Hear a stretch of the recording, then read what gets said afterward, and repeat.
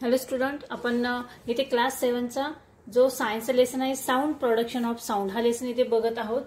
मागच्या व्हिडिओमध्ये आपण या लेसनचा पार्ट 1 इथे बघितलेला आहे आणि या लेसनची जी सुरुवात आहे, प्रस्तावना जी आहे ती आणि थोडंसं लेसन मध्ये काय आहे हे आपण इथे बघितलेलं आहे. ठीक आहे, तर आज आपण पार्ट 2 या लेसनचं इथे बघणार आहोत. लेसनचं नाव आहे साऊंड प्रोडक्शन ऑफ साऊंड, म्हणजे ध्वनी आणि ध्वनीची निर्मिती. ठीक आहे, तर आपला हा लेसन इथपर्यंत झालेला आहे. बघा, आपला इथपर्यंत आपला लेसन हा मागच्या वेळेस झालेला आहे.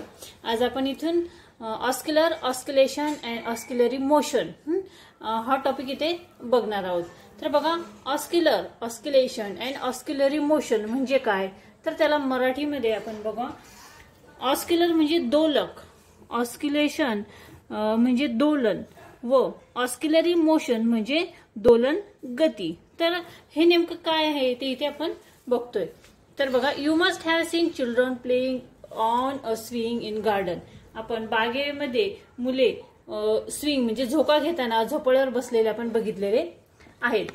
Observation carefully the motion of swing. आपण या झोक्याचं जर अगदी बारीक असं निरीक्षण जर केलं तर बारीक निरीक्षण केल्यानंतर काय लक्षात येतं, तर go to a swing at rest in a garden and mark its position on the ground below it. बागेतील या झोपाळ्यावर जाऊन तो स्थिर असताना त्याच्या खाली जमिनीवर एक खूण आपण करायची आहे, मार्क इथे करायचं आहे. ज्या ठिकाणी तो झोका आहे, झोपाळा जो आहे त्याच्या खाली बागेमध्ये आपल्याला एक मार्क करायचा आहे. त्यानंतर you can call this mark and centre position of swing. Now pull the swing to one side and let it go. Observe how it swing. ते मार्क केल्यानंतर आपल्याला काय करायचं आहे की आता त्या झोपाळ्याला आपण काय करायचं आहे, जोरदार असं झोका द्यायचा आहे आणि त्या झोपाळ्याचे आपल्याला आता निरीक्षण करायचे. ऑब्झर्व हाऊ इट स्विंग, निरीक्षण करायचंय. तर हा जो झोका असतो, झोपाळा असतो, तो एका टोकापासून दुसऱ्या टोकापर्यंत हा आपल्याला जाताना दिसतो आणि जाताना तो ती मध्ये आपण जो मार्क केलेला आहे म्हणजे ती मध्य स्थिती आहे ती ओलांडून झोका आपल्याला एका साइडनी दुसऱ्या साइडला जाताना हा कंटिन्युअसली दिसतो. तर अशा प्रकारे जर आपण पुन्हा पुन्हा हा झोपाळा त्याला जर आपण गती देत राहिलो तर तो जो झोका आहे तो मागे पुढे होत राहतो. The swing will be seen cross centre position again and again as it's move from one end other of its swing. तो कंटिन्युअसली मागे पुढे होत राहतो. हा झोपाळा जो आहे त्यालाच आपण ऑस्क्युलर असे म्हणतो. म्हणजे काय, a swing that moves back of forth like this is and oscular. Oscular म्हणजे दोलक. When the swing moves from one end to the other and return to starting point, it is said to have complete oscillation. म्हणजे तो झोका एका point पासून पुढे जाऊन परत त्याच पॉइंटला तो रिटर्न येतो, त्याला ऑस्किलेशन असं आपण म्हणतो. म्हणजे एका टोकापासून जाऊन दुसऱ्या टोकापर्यंत जाऊन पुन्हा आपल्या पहिल्या टोकापर्यंत येतो, त्याला एक त्या झोपाळ्याची म्हणजे त्या झोक्याचं एक जी दोलक गती जी असते ती पूर्ण होते म्हणून त्याला दोलन असे म्हणतो, म्हणजे ऑस्किलेशन आपण त्याला म्हणतो.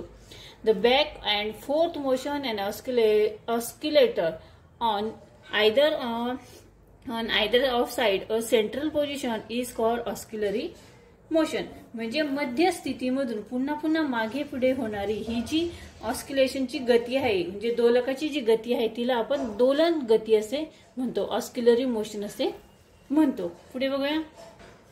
बघा, इथे पिक्चर दाखवलेला आहे ऑस्क्युलरी ऑफ अ स्विंग. झोपाळ्यावरती ती मुलगी इथे बसलेली आहे आणि मधोमध मार्क केल्यानंतर झोका एका टोकापासून दुसऱ्या टोकापर्यंत जातो. ठीक आहे, ह्याला ऑस्क्युलरी मोशन आपण असे म्हणतो. Take an empty porcelain bowl on or and empty steel glass. आता आपल्याला दुसरा जो प्रयोग आहे तो इथे बघायचा आहे. ठीक आहे, आता काय आहे दुसरा प्रयोग, तर take an empty porcelain bowl or and empty steel glass, stretch a rubber band and fix it on the bowl or glass as shown in the picture. Now give a jerk to the rubber band. Repeat this action applying a smaller or greater force. आता आपल्याला काय करायचं आहे की एक रिकामं चिनी मातीचं भांड घ्यायचं आहे. या पद्धतीने चिनी मातीचं एक भांड घ्यायचं आहे आणि किंवा एक स्टीलचं भांड घेतलं तरी चालेल. स्टीलचा रिकामा ग्लास, पेला, वाटी अशी घेतली तरी चालेल. आणि त्यावर एक रबर बँड आपल्याला या पिक्चरमध्ये चित्र दाखवल्याप्रमाणे आपल्याला बांधायचं आहे. आणि आता त्या रबर बँडला आपल्याला ज्यावेळेस झटका देणार आहोत आपण, इथे रबर बँडला आपण ताणवणार ज्यावेळेस असो, झटका देणार आहोत, त्यावेळेस काय होतं की हे करताना रबर बँड जास्तीत जास्त आपला कुठपर्यंत वरती ताणला जातो हे आपल्याला बघायचं आहे, त्याचं निरीक्षण करायचं आहे. आणि या येणाऱ्या ध्वनीची आपल्याला नोंद घ्यायची आहे. म्हणजे आकृतीमध्ये आपल्याला इथे जे पिक्चरमध्ये आकृतीमध्ये दाखवलेलं आहे, आपण हे रबर बँड वरती ओढलं आणि परत सोडलं तर साधारणतः किती लांबीपर्यंत ते वरती येतं आणि किती वेगाने परत आत जातं, ह्याची जी गती आहे ती आपल्याला इथे काउंट करायची आहे. Take note of the sound generator, त्याचा आवाज आपल्याला काउंट करायचा आहे. म्हणजे रबर बँडचा आवाज कशा पद्धतीने येतो. ठीक आहे. And when the rubber band is stretch and release vibration, rubber बँडचं आपल्याला व्हायब्रेशन झालेलं जाणवते. म्हणजे रबर बँड आपण ताणून तो सोडून दिल्यानंतर त्याची कंपन प्राप्त होते, व्हायब्रेशन तयार होतो. Compare the vibration with a figure along side when the rubber is stretch from the original position A comes to B position. म्हणजे बघा, रबर वरती आपण ताणलंय आणि ते परत खाली सोडलंय, तर खाली सोडताना एक व्हायब्रेशन त्याचं तयार होतं.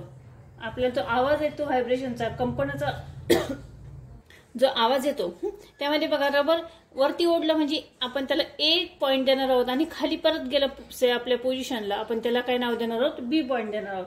म्हणजे रबर ताणले तर ए पर्यंत येतं, तेव्हा सोडल्यानंतर ते मूळ स्थितीमध्ये परत आपल्या बी मध्ये ते येतं. यावेळी रबर वक्र स्थिती देते, म्हणजे ते गोल असे होते. म्हणून मूळ स्थितीपासून म्हणजे ए पासून रबर ताणल्यानंतर बी पर्यंत जास्तीत जास्त जे अंतर कापतं त्याला आपण अँप्लिट्यूड ऑफ व्हायब्रेशन असं म्हणतो. अँप्लिट्यूड म्हणजे आयाम असे म्हणतात त्याला, अँप्लिट्यूड ऑफ व्हायब्रेशन. ठीक आहे. A and position be on stitching the rubber is called amplitude of vibration. ठीक आहे, लक्षात आले. पुढे बघा, जेव्हा आपण त्या रबरावरती जास्त बल देतो म्हणजे फोर्स देतो, when a greater force applied to the rubber it is stretch further, meaning that the amplitude increase. On releasing it, a louder sound is generated. When a smaller force is applied, the rubber stretch less. Then the amplitude is smaller and the sound is softer too. म्हणजे काय म्हटलं की ज्यावेळेस आपण त्या रबरावर जास्त बल देतो, रबर जास्त ताणतो, ते जास्त ताणलं म्हणजे त्याचा आयाम हा वाढतो, अँप्लिट्यूड काय होतं, वाढतं. आणि सोडून दिल्यानंतर त्या रबराचा मोठा आवाज होतो. रबरावर जर आपण कमी बल दिलं, कमी फोर्स दिला, तर रबर कमी ताणलं जातं, तेव्हा हे अँप्लिट्यूड आहे म्हणजे त्याचा आयाम जो आहे तो कमी होतो. अशा वेळेस आवाजही हा कमी होतो. त्यानंतर पुढे बघा, take a strong thread about half a metre long, tie a small iron or wooden ball to it and suspend it from a support as shown in figure such as oscillator is called pendulum. आता तिसरा प्रयोग जो आहे तो आपण इथे बघणार आहोत. तिसरं एक्झाम्पल काय दिलेलं आहे की ज्या सुमारे आपल्याला साधारणतः किती घ्यायचं आहे की अर्ध्या मीटर लांबीचा एक पक्का दोरा घ्यायचा आहे, एक strong thread half metre long. आणि त्या काय करायचं आहे पुढे, त्याला एक छोटासा लोखंडी अथवा लाकडी गोळा त्याला आपल्याला बांधायचा आहे. असं दोरा घ्यायचा आहे आणि त्याला एक लाकडी गोळा असं बांधायचा आहे आपल्याला या चित्रात दाखवल्याप्रमाणे. आणि बघा, एक या चित्रात दाखवल्याप्रमाणे आधाराला एक हवेत अधांतरी राहील असा तो आपल्याला टांगून ठेवायचा आहे. वरतून आपण असा टांगून ठेवायचा आहे. याच हा जो टांगून ठेवलेला अधांतरी आपण जो टांगून ठेवलेला जो दोरा आहे त्यालाच आपण या दोलकालाच पेंडुलम असे म्हणतो. पेंडुलम म्हणजे काय, त्याला लंबक देखील आपण असे म्हणतो. ठीक आहे. या पद्धतीने केल्यानंतर give a oscillatory motion to the pendulum. The maximum distance between original position A of the pendulum and the extreme position B or C is called the amplitude of oscillation.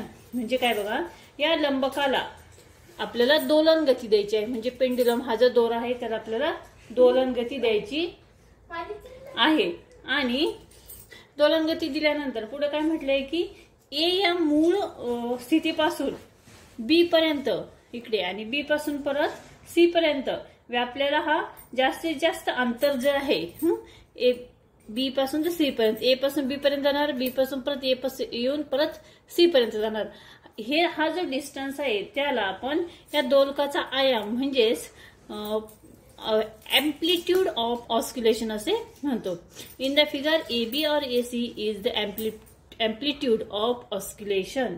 म्हणजे आकृतीमध्ये ए बी आणि ए C हा या दोलनाचा आयाम आहे. आयाम म्हणजे काय, एम्प्लिट्यूड. ठीक आहे, ए बी आणि ए सी हा जो डिस्टन्स आहे त्याला आपण एम्प्लिट्यूड असे म्हणतो.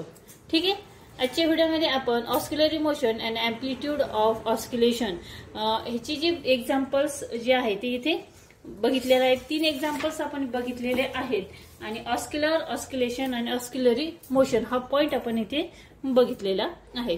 आय होप तुम्हाला हा जो आहे दोलक म्हणजे काय, दोलन म्हणजे काय आणि दोलक गती म्हणजे काय हा पॉइंट तुम्हाला नक्की समजला असेल.